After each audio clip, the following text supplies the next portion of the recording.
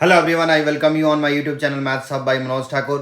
तो आज हम लोग एक मैट्रिक्स के बहुत ही इंपॉर्टेंट क्वेश्चन लेके आए हैं। जेई मींस 2021 का क्वेश्चन है। और फर्स्ट ऑफ ऑल सॉरी कि मैं कल वीडियो नहीं बना पाया, कुछ काम की वजह से फंसा रह गया। बट आप लोगों को जैसा प्रॉमिस किया है, मैंने हर रोज वीडियो अपलोड किया है पिछले 2 महीनों से कंटिन्यूअस, एक भी दिन गैप नहीं है। कल बस हो गया। चलो, तो इस क्वेश्चन को हम लोग करेंगे और हर रोज अपलोड करेंगे, तो आप लोग जरूर क्वेश्चन को देखें और अच्छे से समझें। तो क्वेश्चन क्या कह रहा है, P इक्वल टू एक हमें मैट्रिक्स दे रखा है। जो मैट्रिक्स का एलिमेंट है 1 0 1/2 और 1 है। ये मैट्रिक्स क्या है, 2/2 का है। तो देन P के पावर 50 इज क्या होगा, ये P के पावर 50 क्या होगा। तो आप समझें कि अगर ये P एक मैट्रिक्स है तो P के पावर 50 बोला है, इसका मतलब P को अगर हम 50 टाइम मल्टीप्लाई करें तो रिजल्ट मिलेगा। तो अगर एक P को फिर एक बार P से करेंगे तो P², फिर P² को P से करेंगे P³। तो इस तरीके से अगर हम लोग करते रहेंगे P50 तक, तो हमें तो बहुत टाइम लग जाएगा।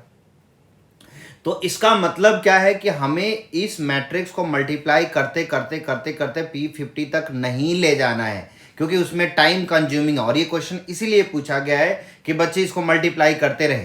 तो आप ध्यान रहे कि जब कभी भी हायर, किसी का पावर में हायर दिया हो, तो उस केस में 2-3 बार मल्टीप्लाई करने के बाद आपको ट्रेंड समझना होगा कि ये किस ट्रेंड पे चल रहा है, और उसी ट्रेंड के अकॉर्डिंग आप आंसर पुट करेंगे। तो चलो, इस क्वेश्चन में सबसे पहले तो हमारे पास P गिवन है, तो P से हम लोग क्या निकालते हैं, P² निकालते हैं। तो P² हमारा क्या होगा, P² होगा सर P इंटू P। हमारे पास P क्या है, P है सर 1 0 1/2 और ये 1 है।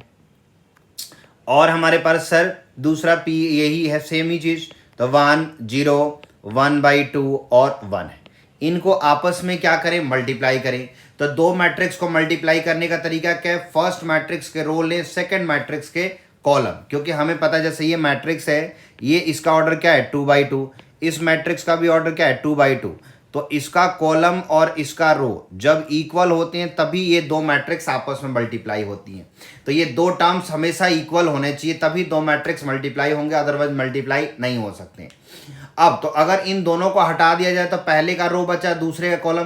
तो इसी बेसिस पे कहना है कि पहले का रो लो और दूसरे का कॉलम, उनको आपस में आप क्या करें, मल्टीप्लाई कर दें। तो हमें करना क्या है, फर्स्ट मैट्रिक्स के रो लेना है, दिस इज द इसका रो और इसका कॉलम, और उनको आपस में मल्टीप्लाई कर देना है। तो चलो, तो ये 1 को 1 से, तो क्या हो जाएगा हमारा 1 ही हो जाएगा। फिर 0 को किससे करेंगे, 1/2 से, तो 0 ही हो जाएगा, रहने दो। फिर 1 और 1 को किससे, 0 से, 0 किससे 1 से, तो ये भी 0 हो गया। फिर सेकेंड रो 1/2 को किससे करेंगे, 1/2 को 1 से करेंगे, तो क्या आएगा, ये आएगा 1/2।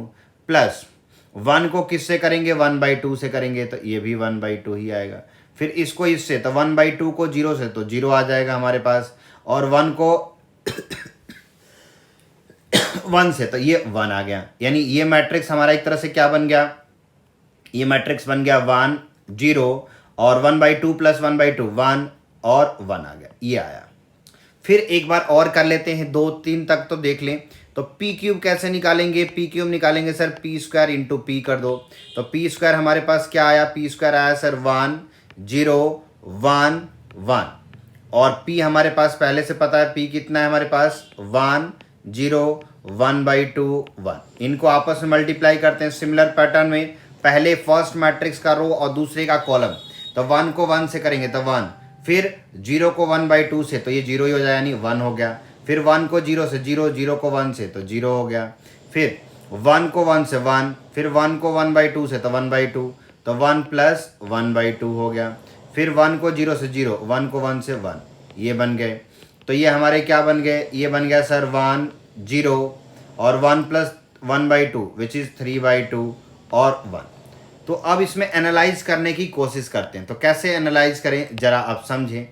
यहाँ पे कि पहले जो मैट्रिक्स था वो 1/2 था उसके इस पोजीशन पे, क्योंकि बाकी तीनों पोजीशन सेम रह रहे हैं हर किसी में। देखो यहाँ 1 तो यहाँ पे भी 1 ही है, यहाँ 0 तो यहाँ 0, फिर यहाँ 1 तो यहाँ भी 1, यहाँ 0 तो यहाँ 0, यहाँ 1 तो यहाँ 1। ये 3 पोजीशन तो हमारे फिक्स रह रहे हैं, एक ही चेंज हो रहा है। तो पहले एक में यहाँ 1/2 था, बट ये 1 हो गया, तो क्या हो गया, इसका 1/2 का डबल यानी 1 हो गया। फिर 1 था तो 1 से क्या हो गया, 1 से 1.5 हो गया, यानी 3/2। यानी ये नंबर 1/2 से बढ़ते जा रहे हैं, 1/2 से क्या होते जा रहे हैं, बढ़ते जा रहे हैं। तो 1/2 से पहले 1 बना, फिर 1 से 1.5 बना। तो इसी तरीके से अगर चलेंगे तो आप एनालाइज करेंगे। नहीं तो दूसरे तरीके से जो भी पावर है, देखो यहाँ पे पी स्क्वायर की वैल्यू है तो पी स्क्वायर को 2 से डिवाइड करेंगे 1, यहाँ पे पी क्यू को 2 से डिवाइड करेंगे 3/2, यानी जो भी पावर होगा उसका हाफ कर देंगे तो हमारी बात बन जाएगी। नहीं तो आप 0.5 से बढ़ाते चलो तो 0.5 से 0.5 1, फिर 1 से 0.5 1.5, फिर 2 हो जाएगा। तो यानी 50 तक चलेंगे तो 0.5 से बढ़ेगा तो कितना हो जाएगा, 25 हो जाएगा। नहीं तो दूसरी तरीके से जो भी पावर है उसका यहाँ हाफ हो जाता है। तो हमें निकालना है p के पावर 50। तो p के पावर 50 में हमारे क्या हो जाएंगे, ये पोजीशन तो 1, ये 0, 50/2 विच इज 25 और यहाँ 1। तो ये कौन सा ऑप्शन ट्रू है, तो ये हमारे पास 1 0 25, A option is the right answer. तो आप इस तरीके से किसी भी क्वेश्चन को आप एनालाइज करेंगे तो ध्यान रहे कभी भी एक ऐसा मैट्रिक्स जिसके पावर काफ़ी हायर हो तो आपको उसको कॉन्टिन्यूसली मल्टीप्लाई नहीं करना, 2 या 3 बार मल्टीप्लाई करने हैं और उसको पैटर्न को आपको समझना होगा कि क्वेश्चन किस पैटर्न पे चल रहा है, उसी के बेसिस पे आप आंसर को टिक करेंगे।